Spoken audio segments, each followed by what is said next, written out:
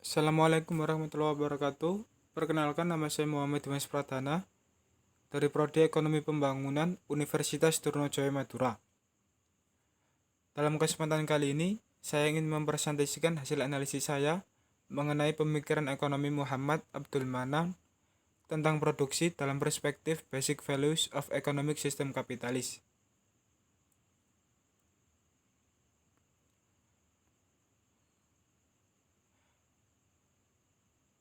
Ada 4 poin yang ingin saya bahas dalam presentasi kali ini.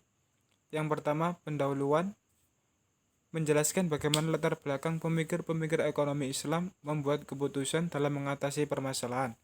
Yang kedua, metode penelitian, menjelaskan bagaimana penelitian dilakukan untuk mencapai pembahasan yang sistematis. Yang ketiga, hasil dan pembahasan, yaitu menjelaskan tentang perbedaan pemikiran Muhammad Abdul Manan tentang produksi dengan pemikiran kapitalis. Yang terakhir, kesimpulan, yaitu menyimpulkan bagaimana suatu pemikiran dapat mencapai kesejahteraan masyarakat secara keseluruhan. Fakta sejarah menunjukkan rentetan permasalahan telah muncul dalam wajah dunia Islam setelah runtuhnya dinasti Banu Utsmaniyah di Turki pada tahun 1924.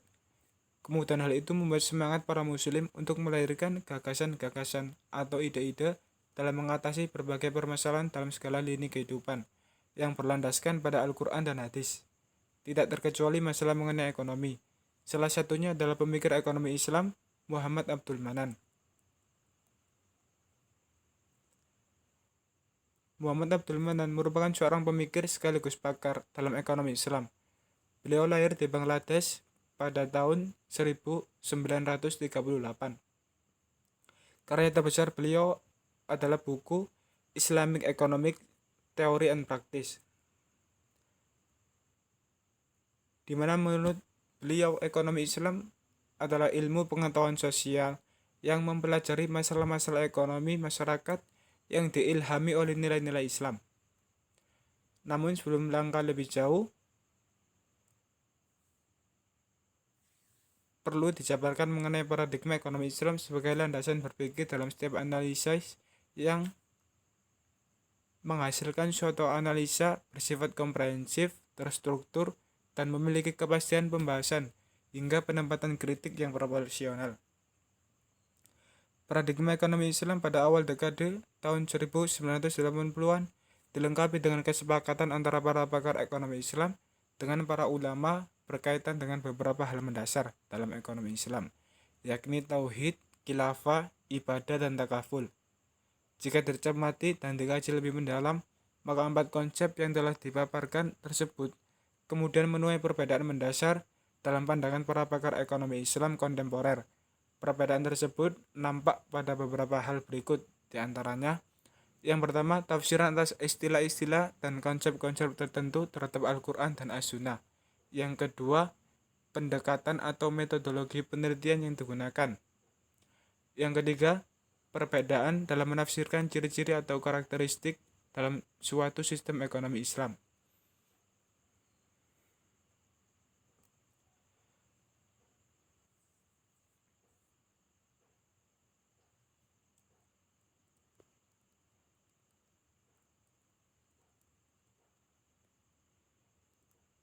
Metode penelitian menggunakan metode kualitatif, deskriptif, dan eksploratif yang bertujuan untuk menggambarkan secara mendalam tentang perbedaan-perbedaan pemikiran antara pemikiran ekonomi Islam dengan pemikiran ekonomi kapitalis dan hal-hal yang berkaitan dengan konsep produksi menurut Muhammad Abdul Manan.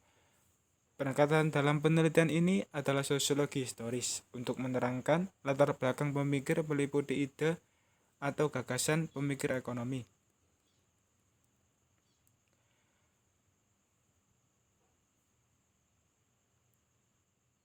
Masuk ke dalam inti presentasi yaitu pembahasan.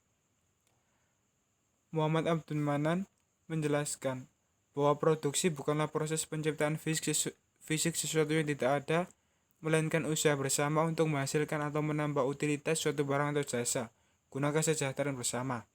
Kegiatan produksi harus selaras dengan tujuan hidup manusia, yaitu kebahagiaan dunia dan akhirat. Produksi adalah proses mencari, mengalokasikan sumber daya menjadi output, dalam rangka meningkatkan kesejahteraan umat. Oleh karena itu, produksi juga mencakup aspek tujuan kegiatan serta karakter yang melekat terhadap proses dan hasilnya. Dalam konsep ekonomi kapitalis, produksi dimaksudkan untuk memperoleh laba yang sebesar-besarnya. Berbeda dengan tujuan ekonomi Islam, yaitu memberikan maslahat yang maksimum kepada konsumen. Walaupun tujuan ekonomi Islam adalah memberikan maslahat, memperoleh laba juga tidak dilarang selama dalam lingkup tujuan dan hukum Islam. Keuntungan produsen biasanya adalah laba atau profit yang diperoleh setelah dikurangi oleh faktor-faktor produksi. Sedangkan berkah dalam konsep maslahat berwujud segala hal yang memberikan kebaikan dan manfaat bagi produsen itu sendiri maupun masyarakat secara keseluruhan. Faktor-faktor produksi sendiri ada 3. Yang pertama, tenaga kerja atau manusia. Dan kepada Tsamud kami utus saudara mereka sendiri Saleh. Saleh berkata, "Hai kaumku, sembahlah Allah Subhanahu wa taala. Sekali-kali tidak ada bagimu Tuhan selain Allah Subhanahu wa taala. Dia telah menciptakan kamu dari bumi, tanah, dan menjadikan kamu pemakmurnya. Karena itu mohonlah ampunannya, kemudian bertaubatlah kepadanya. Sesungguhnya Tuhanku amat dekat rahmatnya, lagi memperkenankan doa-doa hambanya." Al-Quran Surat Hud ayat 61. Kemudian ada modal. Dalam Al-Quran dijelaskan Surat Al-Baqarah ayat 272. Bukanlah kewajiban kamu menjadikan mereka mendapat petunjuk, akan tetapi Allah Subhanahu wa taala yang memberi petunjuk atau hidayah bagi siapa saja yang dikehendakinya. Dan apa harta baik yang kamu nafkahkan di jalan Allah Subhanahu wa taala, maka pahalanya itu untuk kamu sendiri, dan janganlah kamu membelanjakan sesuatu melainkan karena mencari ridha Allah Subhanahu wa taala. Yang ketiga, ada faktor produksi tanah. Dan apakah mereka tidak memperhatikan bahwasanya kami menghalau air ke bumi yang tandus, lalu kami tumbuhkan dengan air hujan itu tanaman yang dapat daripadanya untuk hewan makan ternak mereka dan mereka sendiri. Maka apakah mereka tidaklah memperhatikan? Al-Quran Surat As-Sajdah ayat 27.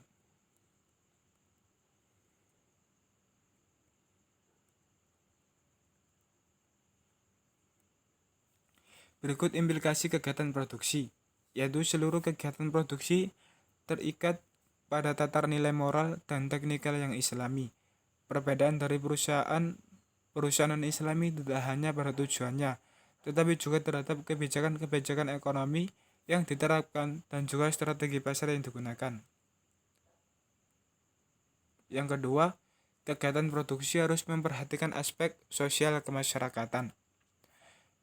Kegiatan produksi diharapkan dapat menjaga nilai-nilai keseimbangan dengan lingkungan sosial dalam masyarakat dalam skala yang lebih luas.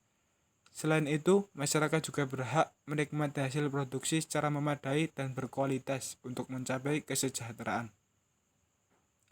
Jadi produksi bukan hanya menyangkut kepentingan para produsen semata, tetapi juga masyarakat secara keseluruhan.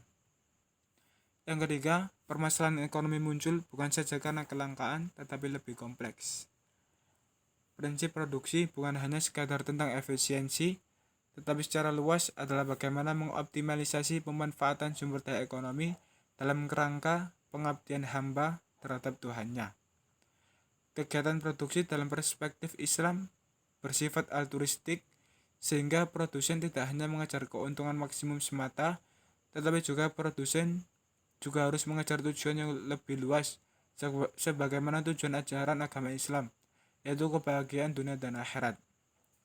Prinsip pokok produsen yang islami yaitu 1. Memiliki komitmen yang penuh terhadap keadilan. 2. Memiliki dorongan yang kuat untuk melayani masyarakat. 3. Optimasi keuntungan diperkenankan dengan batasan 2 prinsip di atas.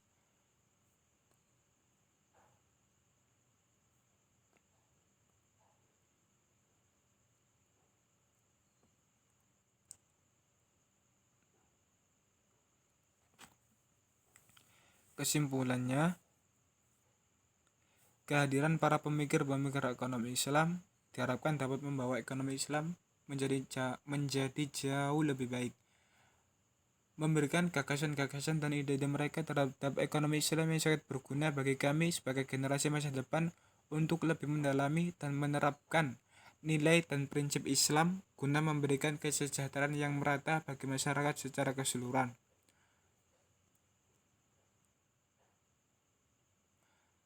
Muhammad Abdul Manan telah menyumbangkan berbagai macam sumbangsi pemikiran bagi perkembangan ekonomi Islam.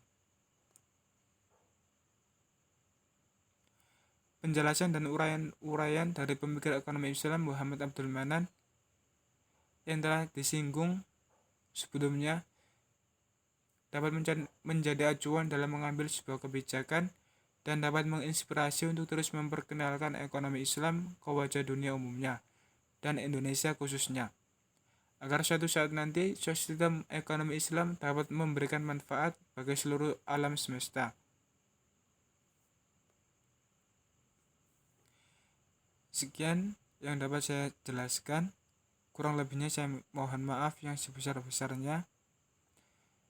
Jazakumullah khairan katsira. Wassalamualaikum warahmatullahi wabarakatuh.